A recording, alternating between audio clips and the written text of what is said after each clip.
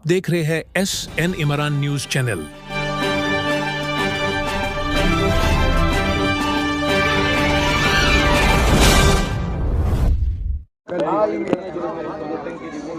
Video on हो गया क्या? एक बार थोड़ा रूम का ले लेता हूँ ये इस वाले का, फिर एक बार मैं बताता हूँ।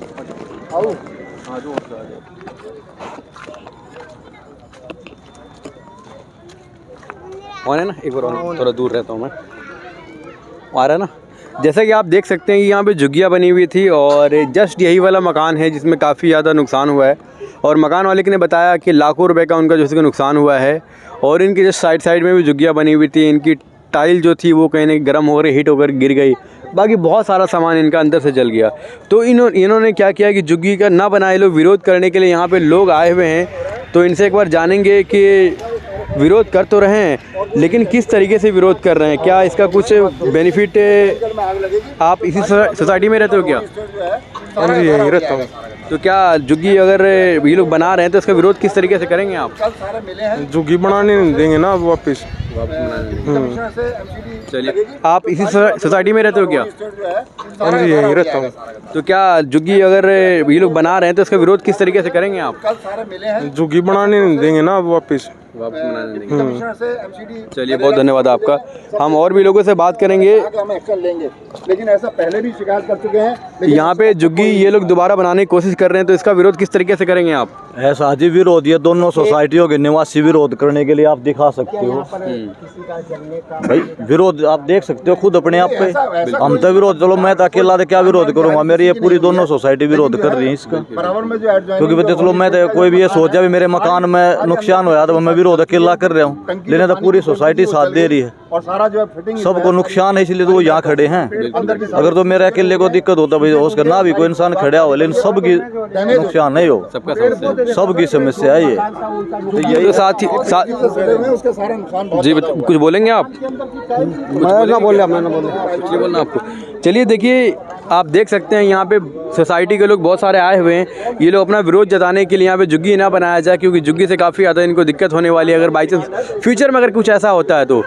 आपने देखा किस तरीके से हालात बने हुए। आप बने रहे वीडियो में। जय हिंद, जय भारत। क्लोज कर दो। बात करते हैं, क्या नाम है सर आपका? दिलबाग सिंह गहलावत। और आप अपना परिचय पूरा देंगे, कहाँ रहते हैं आप? जी, हम यहाँ 28 सेक्टर है एक्सटेंशन जी, और इसमें जो आग लगी है इससे हम बच गए, वरना हताहत हो जाते बच्चे और माल।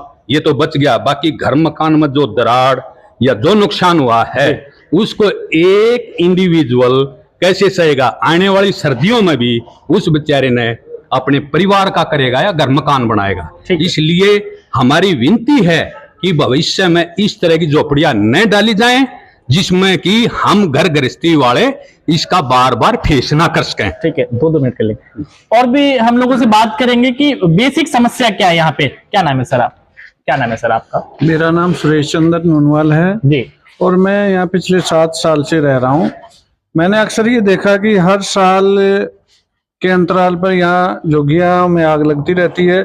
सरकार को भी इस बारे में कई बार हमने अपने पत्राचार के द्वारा अवगत कराया हुआ किया, लेकिन फिर भी सरकार एक बार तो आगे बंद कर जाती है। लेकिन ये बंगाली बस्ती के नाम से जानी जाती है। 1304 नंबर इस कॉलोनी का नाम है, जो PM उदय योजना के तहत रेगुलराइज हो चुकी है। ये निजी संपत्ति होने के कारण इसमें प्रशासन भी कुछ नहीं कर पाता, क्योंकि प्राइवेट लैंड पे कोई अगर अपना बिजनेस करता है तो उसको रोकने में वो नाकामयाब होते हैं।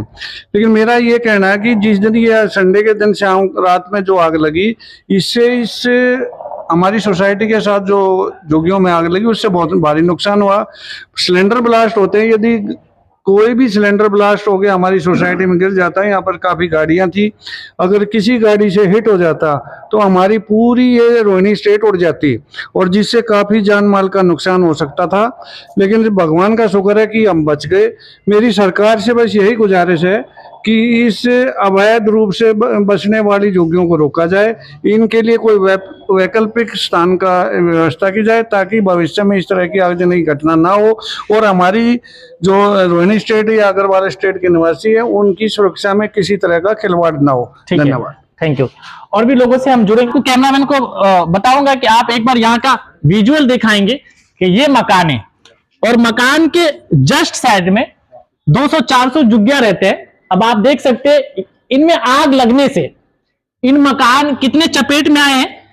कैमरामैन आप इस तरह भी दिखाएंगे कि क्या क्या नुकसान हुआ यहां पर। थोड़ा सा साथ में चलेंगे, ऊपर थोड़ा ऊपर चलेंगे साथ में। अब आप देख सकते हैं सैकड़ों रुपया लगाकर मकान मालिक अब कहां जाएंगे। क्या सरकार इस पे क्या ध्यान दे रही है। आप आग लगने से इस मकान में चटक आई है। अब आप देख सकते हैं अगर इस मकान अगर गिरती तो क्या ये मकान 100 मकान को लेकर जा सकती थी।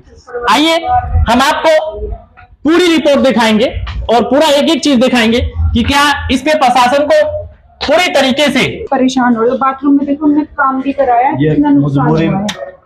आप जिसान आप दिखा लो, आप बता दो।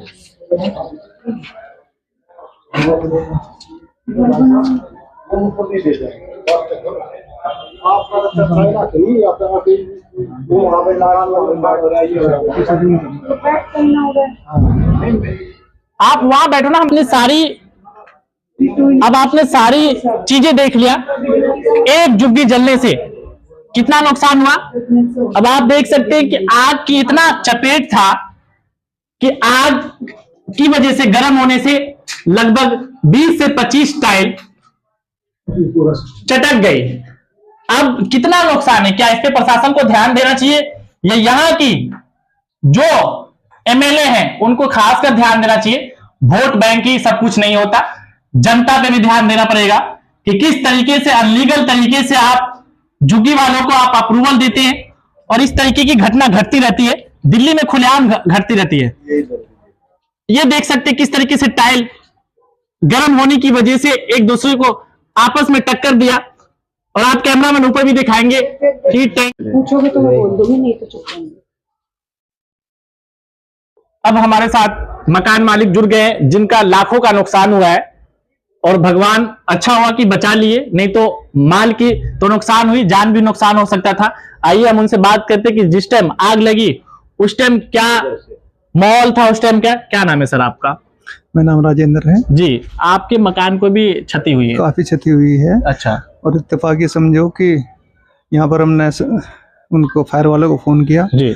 आध पौन घंटे तक जो है ना कोई वो नहीं है। अच्छा। हमने क्या काम किया कि समरसीबल था वो चला के कोशिश करी रोकने के लिए। अच्छा अच्छा। 15-20 मिनट तक चला, उसके बाद बिजली चली गई। आग इतनी भयानक थी जिसकी वीडियो शायद आप लोग ना हो तो मैं दे दूंगा, मेरे पास सारी वीडियो हैं। नुकसान इस जिस घर में इस टाइम हम खड़े हैं इनका नुकसान बहुत ज़्यादा नुकसान हुआ है। पूरी टंकी जल चुकी है। जितना इनका फिटिंग था प्लम्बिंग का वो सारा जल चुका है। आप ऊपर देखेंगे तो जितने पेड़ थे सब खत्म हो चुके हैं। सामने आपने अभी आप जूम करके देखा रहे थे कि उस जो सामने जो मकान है उस मकान के बगल में जितने भी ग्रीन पेड़ थे सब के सब झुलस चुके हैं। अच्छा, इसकी शिकायत आपने सरकार से यहाँ के एसएचओ को मैंने तुरंत एसएचओ को फोन किया जी।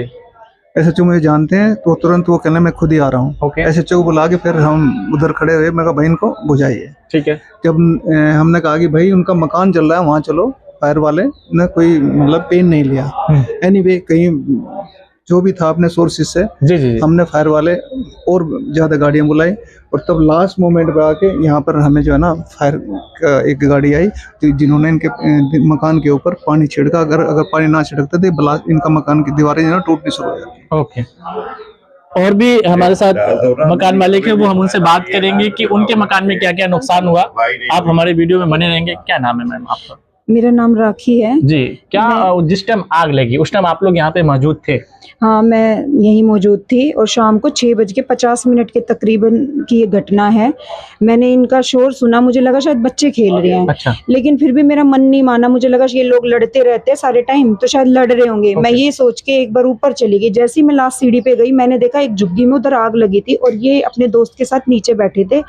मैंने तुरंत ऊपर से आवाज लगाई फायर ब्रिगेड को कॉल करो, आग लग गई है। ये लोग हबड़ा तबड़ी में ऐसे भागे हैं। अच्छा। वो फोन करने भागे और ये ऊपर भागे। तो मैंने बोला कुछ कागज तो उठा लो, घर से कुछ पैसे तो उठा लो। इन्होंने बोला अभी अपनी जान बचानी है, ये सब छोड़ो, पहले हम अपनी जान बचाएंगे। शुक्र है कि ये मेरे बेटा और मेरी सास तो यहाँ नहीं थे, लेकिन मेरी बिटिया जो 12 साल की है वो नीचे अपने रूम में पढ़ रही थी। अच्छा। और मुझे उस समय कहीं बाहर जाना था।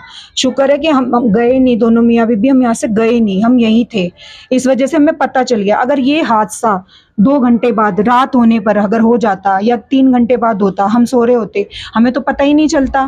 क्या पता ये आग कितनी फैल जाती। अच्छा, ये तो अब घटना घट गई है, अब आगे सरकार को क्या मैसेज देना चाह रहे हैं? मैं सरकार से यही हाथ जोड़ के रिक्वेस्ट करती हूँ, मेरी दिल्ली सरकार से, श्रीमती रेखा गुप्ता जो हमारी माननीय मुख्यमंत्री है, मैं उनसे यही एक रिक्वेस्ट करती हूँ कि मैम यहाँ से ये झुग्गियाँ जो अनऑथराइज्ड बसाई गई हैं कुछ पैसों के लालच में, उनको यहाँ से हटाया जाए, उनका कोई स्थायी प्रबंध किया जाए। मैंने बहुत सुना है कि जहाँ झुग्गी वहीं मकान, लेकिन वो मुझे कहीं दिख नहीं रहा है। जे कॉलोनीज बसाई गई हैं, लेकिन उन जे कॉलोनी में कौन रह रहा है समझ में नहीं आता।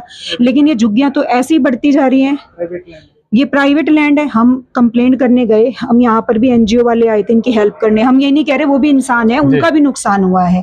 हम यहाँ पे उनको एनजीओ वालों को हमने बोला भाई आप इनका दिखा रहे हो, हमारी भी तो कोई सुध ले लो, हमारा भी नुकसान हुआ है, हमें भी तो आके पूछो। हमें उस समय क्या दिख रहा था, हमारी जान बच गई बस।